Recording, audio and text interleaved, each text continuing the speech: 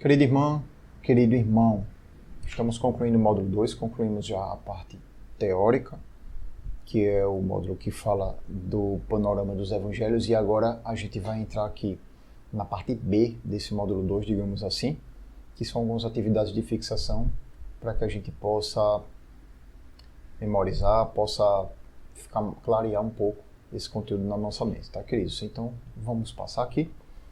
Olha só, o objetivo dessa nossa aula, na verdade, o objetivo geral, né, é fixar o conteúdo apresentado na aula 2, que foi a aula anterior, na verdade, as aulas anteriores do módulo 2, através de exercícios e perguntas e respostas, tá?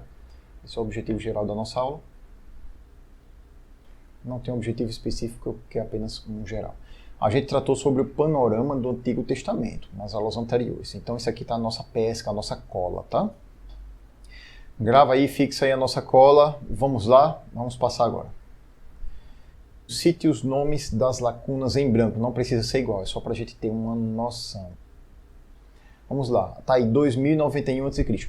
Antes desse período aí, o que foi que aconteceu na Terra, que foi logo no começo, que Deus criou tudo, Deus criou Adão e Eva, depois veio a queda do homem, depois veio a Arca de Noé, Torre de Babel.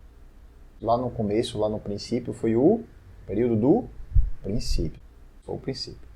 Depois disso aí veio aquela parte de Abraão, Isaac, Jacó, que é a época dos patriarcas, tá, querido? Era uma sociedade patriarcal, veio a época dos patriarcas. Depois de patriarcas, as pessoas foram para uma terra e ficaram morando lá um tempo, e depois elas foram escravizadas lá, passaram um tempão como escravas, né? Qual foi esse período, queridos? Foi o Israel que estava no Egito, escravos, e depois teve o êxodo do Egito, né? A saída deles do Egito, para ficar no deserto lá, ficaram rodando 40 anos, para depois entrar na Terra Prometida. Quando entrou na Terra Prometida, virou qual época, queridos irmãos?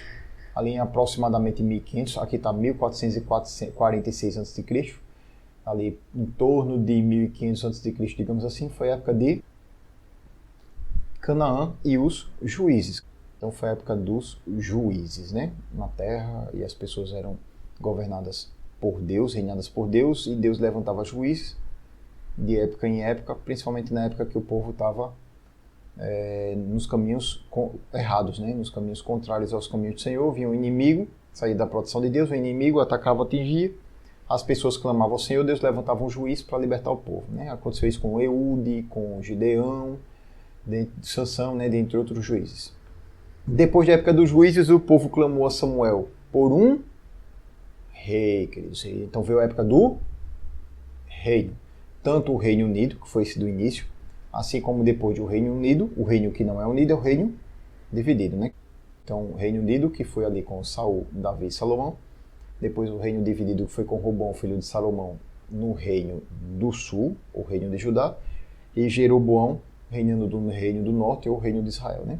Aí depois houve a invasão, o fim de Israel, o Império Assírio destruiu Israel, e depois o fim de Judá. Qual foi o império, queridos, que destruiu o reino de Judá? O Império Babilônico, né?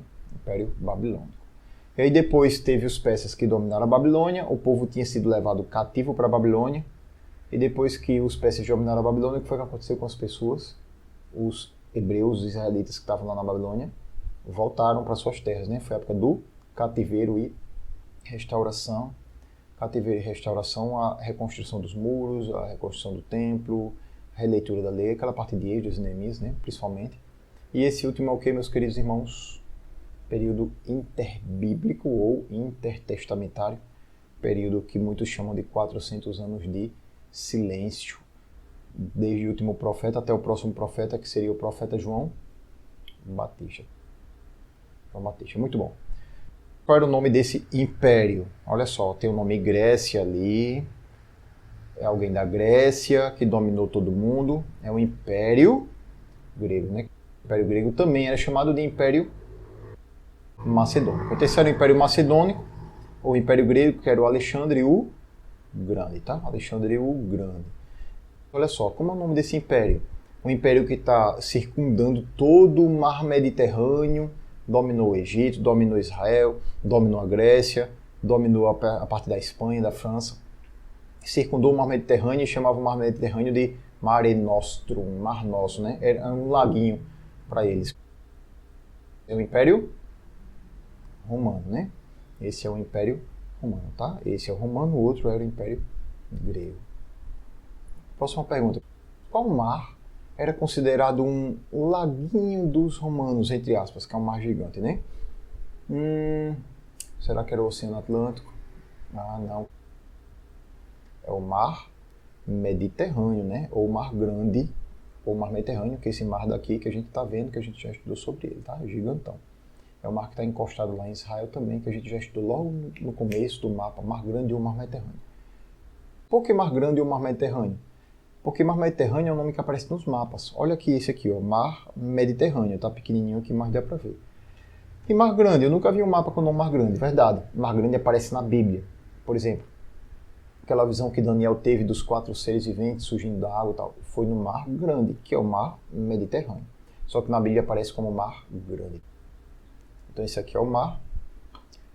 Próxima, chegada de Jesus. Queridos, olha só.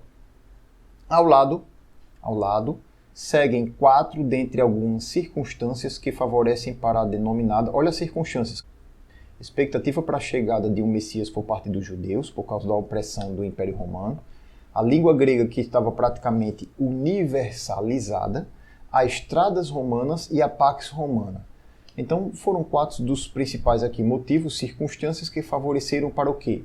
Favoreceram para a Guerra Santa? Será que isso tudo favoreceu para a Era Apocalíptica?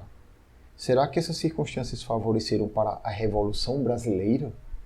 Ou será que essas circunstâncias favoreceram para a plenitude dos tempos, que foi o período ideal para que Jesus chegasse para a Terra para difundir o Evangelho?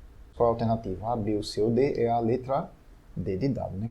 Que é plenitude dos tempos, chegada de Jesus. Então esses 3 aqui não tem nada a ver. Vamos passar para o próximo. É a mesma coisa, só que um pouquinho mais puxado. Olha, isso aqui é o Império Romano, a gente já viu, isso aqui é o Mar Mediterrâneo. Chegada de Jesus na plenitude dos tempos, olha o que está dizendo. Cite 4 dentre algumas circunstâncias que caracterizam a plenitude dos tempos. 4 dentre algumas circunstâncias que caracterizam a plenitude dos tempos. Tem aqui 4 circunstâncias. Expectativa de já sei, era o povo judeu, o povo hebreu que estava na expectativa de um Messias, né? De um libertador. Messias, que no grego é Cristo, né? No hebraico é Messias. De um rei que vinha se libertá-lo, né? Que era um Messias. Então a expectativa de um Messias. A língua tal que era universalizada. Será que era a língua árabe? Será que era a língua russa? Será que era o português? Não. A língua que era praticamente universalizada era a língua grega, né? Língua grega. Romanas e romana. Então teve 2 coisas romanas aqui, ó. São tal coisas romanas e outro é tal coisa romana. São as estradas romanas, né? Tanto por fora quanto por dentro do mar. E a outra é a Pax Romana, em que Roma, trazendo a denominada Pax, né? A paz romana, facilitou a difusão do Evangelho. Então a expectativa de um Messias, língua grega universalizada, estradas romanas e Pax romanas foram alguns dos principais fatores que contribuíram para a plenitude dos tempos. E aqui, olha, a diferença entre os 4 evangelhos. Vamos lá, queridos. Mateus foi escrito para quem, gente? Mateus foi escrito para judeus. Mateus apresenta Jesus como o quê? Será que é como servo? Não. Mateus apresenta Jesus como um rei, tá? Isso aqui é bom a gente saber. Marcos foi escrito para qual povo mesmo? Foi para o povo romano. Então ele foi escrito para os romanos. Se foi escrito para os romanos, são muito práticos, apresenta Jesus como um servo. Apresenta Jesus como servo. Lucas foi escrito para quem mesmo? Se quiser pensar um pouquinho, pode dar pausa no vídeo tranquilamente, tá? Lucas foi escrito para os gregos, né? Para o povo gentil grego. Gentil é todo aquele que não é judeu, então os gentios que Lucas escreveu foram os gregos.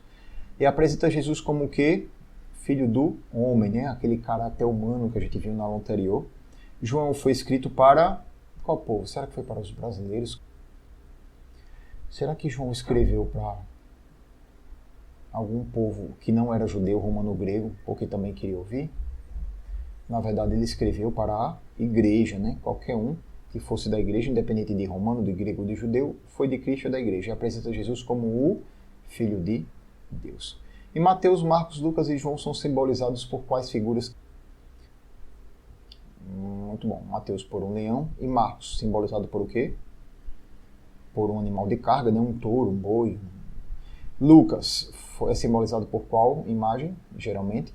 Por um homem. Isso é mais uma curiosidade, naturalmente, né? Caso a gente veja, a gente já vai entender. E João, geralmente, quando a gente vê aí nos locais, vê ele simbolizado por uma águia, né, queridos? Por uma águia. E aqui tem a nossa última questão da nossa atividade para a gente encerrar esse momento. Os evangelhos foram escritos por pessoas diferentes, em momentos diferentes e com intuitos e públicos diferentes. Marque V para verdadeiro ou F para falso nas alternativas abaixo. Letra A. O Evangelho de Mateus apresenta Jesus como rei e foi escrito ao povo romano. Vamos lá, Mateus apresenta Jesus como rei? Apresenta, até aí tá certo. Foi escrito ao povo romano? Foi, pessoal, escrito para o povo romano? Ah, foi não.